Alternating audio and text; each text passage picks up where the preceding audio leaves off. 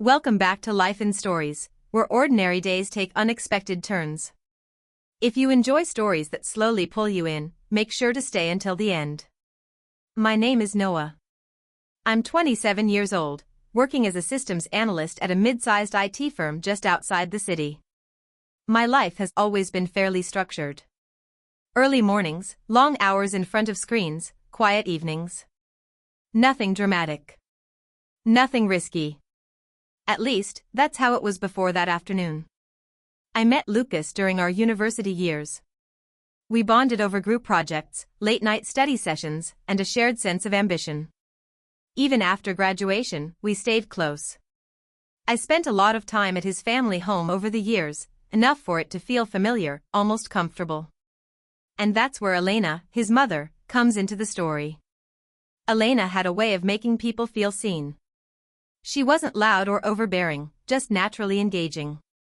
Conversations with her flowed easily. She remembered details, listened carefully, and carried herself with a quiet confidence that stood out. I always told myself my admiration was harmless, nothing more than respect. But admiration has a way of growing when left unchecked. One afternoon, I found myself with unexpected free time. No meetings. No deadlines. Without thinking too much, I decided to surprise Lucas with a visit. I didn't call ahead. I didn't plan it. I just drove over, convincing myself it would be a quick hello. Dark clouds were already gathering when I arrived. Elena opened the door, clearly surprised to see me. Her expression shifted from confusion to warmth almost instantly. "Noah? This is unexpected," she said, smiling. "Lucas isn't home, but come in." Before I could reconsider, rain began pouring down, heavy and sudden. The kind that makes leaving feel unreasonable. Elena glanced outside, then back at me. "You're not going anywhere in that," she said lightly. Inside, the house felt quieter than usual. We sat in the living room while the storm raged outside, the sound of rain filling the silence between conversations. She made tea. We talked about work, about life, about how quickly time seems to pass. Every now and then, our eyes met and stayed there just a second too long. I noticed small things I'd never paid attention to before. The way she smiled when she spoke. The calm confidence in her voice. "This is nice," she said softly. "I don't get much company these days." I nodded, feeling something shift in my chest. The rain showed no sign of stopping. And for the first time, I wondered if coming here had been a mistake. Because some moments don't announce themselves as turning points, until it's too late. The rain didn't slow down. If anything, it grew heavier, drumming against the windows like a constant reminder that leaving wasn't an option. The house felt sealed off from the outside world, suspended in a quiet that made every word feel louder than it should have. Elena sat across from me, her mug resting between her hands. She seemed relaxed, but there was something thoughtful in her expression, as if she were weighing each sentence before letting it go. "Lucas has been busy lately," she said. "Work, friends, his own life. I suppose that's normal." I nodded. "He's always been like that. Once he locks onto something, everything else fades into the background." She smiled faintly. "You know him well." "I've had years of practice," I replied, trying to keep the mood light. For a while, the conversation stayed safe. Careers. Responsibilities. How different adulthood feels from what we imagined in college. But slowly, almost without realizing it, the tone shifted. The topics became more personal. More reflective. Elena spoke about how quickly time had passed for her. About choices made young that shaped everything afterward. About how easy it is to lose parts of yourself when life becomes all about routine and responsibility. "You wake up one day," she said quietly, "and realize you've spent years putting yourself last." Her honesty caught me off guard. I wasn't used to hearing that side of her. I leaned forward slightly, listening. "I don't think that means those parts are gone," I said. "Maybe they're just waiting." She looked at me then, really looked at me. "You always say things like that," she said. "Like you actually mean them." I do, I replied, before I had time to think. Another pause settled between us. This one felt different. Heavier. Charged with unspoken awareness. She stood to refill her tea, and when she returned, she sat closer than before. Not touching. Just close enough that I could sense her warmth. I told myself to move away. I didn't. You've changed, she said softly. So have you, I answered. Her lips curved into a small, knowing smile. Careful. I know, I said. I'm trying. But the truth was, I wasn't sure I wanted to try anymore. The storm outside cracked with thunder, making Elena flinch slightly. Without thinking, I reached out. My hand brushed hers. A simple gesture. Instinctive. Neither of us pulled away. For a moment, we just sat there, fingers barely touching, both aware that something fragile was forming between us. Something that shouldn't exist. This is dangerous, she whispered. Then maybe we should stop, I said, even as my hand remained where it was. She didn't answer right away. When she finally spoke, her voice was calm, but honest. Sometimes, she said, the most dangerous moments are the ones that feel the most real. The rain continued to fall, relentless and unforgiving. And I realized that whatever was happening between us was no longer accidental. Because once words become feelings, there's no easy way back. The moment lingered longer than it should have. Neither of us spoke. The faint hum of the house, the steady rhythm of rain against the roof, and the closeness between us made time feel distorted. Elena was the first to move. She gently withdrew her hand, standing as if to create space, but instead of stepping away, she turned toward the hallway. We shouldn't stay here, she said quietly. Not like this. I nodded, unsure whether she meant we should separate or simply change the setting. I followed her down the dim hallway, my heart beating louder with every step. She stopped near her bedroom door, hesitating for just a second before opening it. The room was calm and understated. Soft lighting. Neat. Personal, without being overwhelming. She turned to face me, her expression serious now. Noah, she said, before anything else happens, you need to understand something. I know, I replied. This complicates everything. Yes, she said. It does. But neither of us walked away. I asked the question I'd been holding back. Are you sure? She met my gaze, steady and unflinching. I wouldn't have brought you here if I wasn't. That was all the confirmation either of us needed. What followed wasn't rushed. There was no recklessness, no illusion of pretending this was simple or harmless. It was quiet, intentional, filled with an awareness of the line we were crossing together. Every movement carried weight. Every pause felt deliberate. Later, the storm outside softened to a distant drizzle. We lay side by side, neither speaking for a while. The silence wasn't uncomfortable. It felt reflective, almost fragile. This changes how you see things, Elena said finally. Yes, I replied.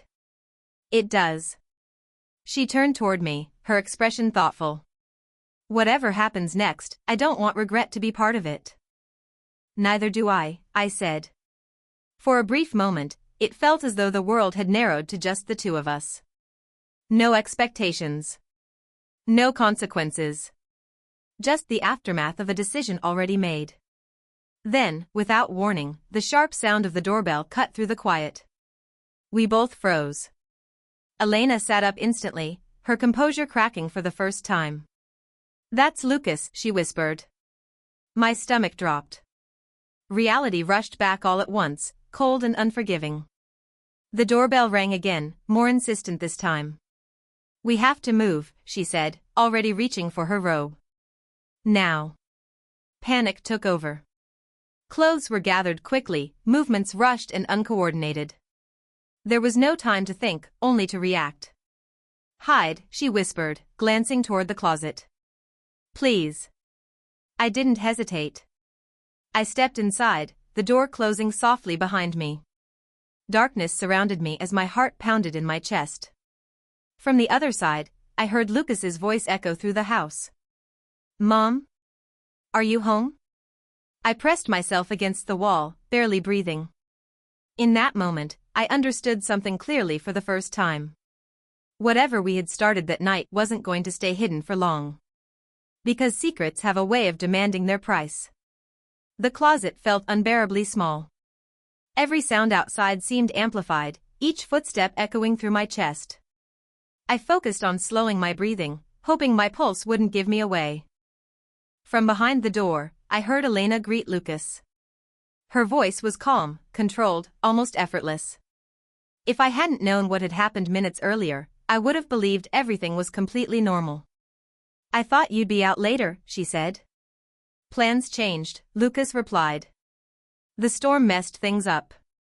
I listened as he moved through the living room, the rustle of shopping bags and the familiar clatter of keys landing on the table. The ordinary sounds felt surreal, colliding with the reality I was trying to keep hidden. Elena excused herself and returned to the bedroom.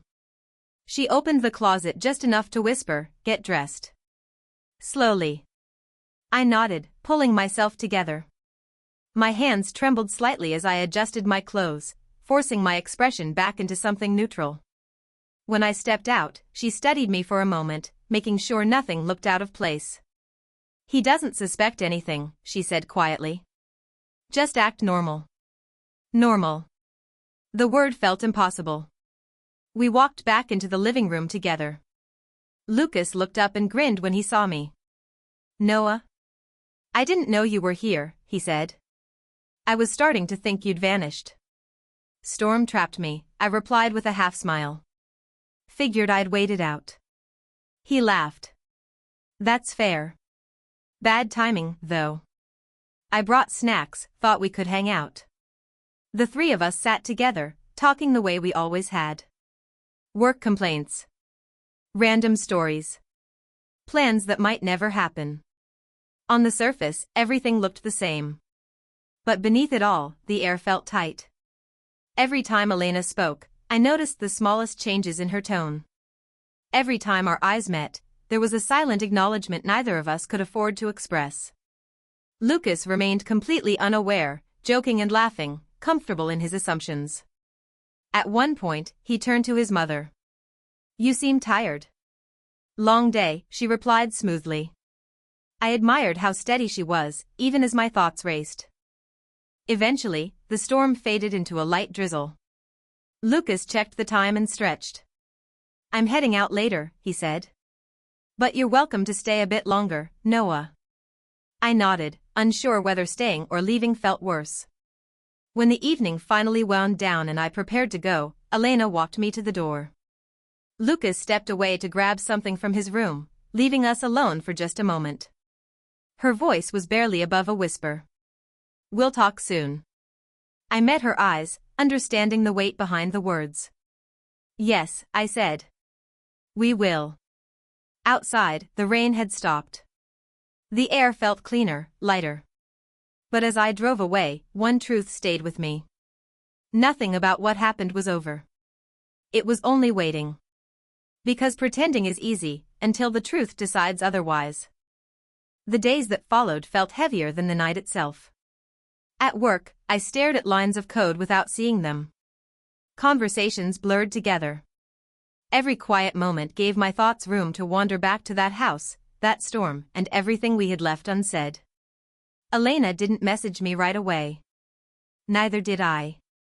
The silence between us felt intentional, like both of us were trying to understand what we'd done before putting it into words. But silence has weight, and carrying it alone is exhausting. When she finally reached out, it was brief. "We need to talk." No explanation. No emotion. Just a statement. We met days later, not at the house, but at a quiet cafe across town. Somewhere neutral. Somewhere safe. She arrived early, already seated when I walked in. She looked composed, as always, but there was tension in her posture. "I've been thinking a lot," she said after we ordered. "About that night. About what it means." "So have I," I replied. She folded her hands together. "We can't pretend it didn't happen. But we also can't pretend it doesn't affect other people." I knew exactly who she meant. Lucas, I said quietly. She nodded. He trusts us. And whether he knows it or not, we crossed a line that could hurt him. The words stung, even though they were true. I don't regret what we felt, I said. But I don't want to destroy anything either. Her expression softened. Neither do I. We talked for a long time, carefully choosing our words, trying to balance honesty with responsibility. There were no dramatic declarations. No promises about the future. Just an understanding that whatever existed between us had to be handled with caution. When we stood to leave, she paused. That night changed things, she said. But change doesn't always mean forward. I nodded. Sometimes it just means something different. As we parted ways, I felt a strange mix of relief and loss. Nothing was resolved, yet everything was clearer. Life slowly returned to its rhythm. Lucas and I continued as friends, though I was more aware of my actions, my words, my distance. Elena and I exchanged occasional messages, always careful, always restrained. But some moments don't fade just because you want them to. They linger quietly, shaping how you see the world, reminding you how thin the line can be between choice and consequence. I learned that night that temptation isn't loud. It doesn't rush you. It waits patiently, disguised as comfort, connection, and familiarity. And when it finally shows itself, the hardest part isn't giving in. It's living with what comes after. Because some stories don't end with closure, they end with understanding.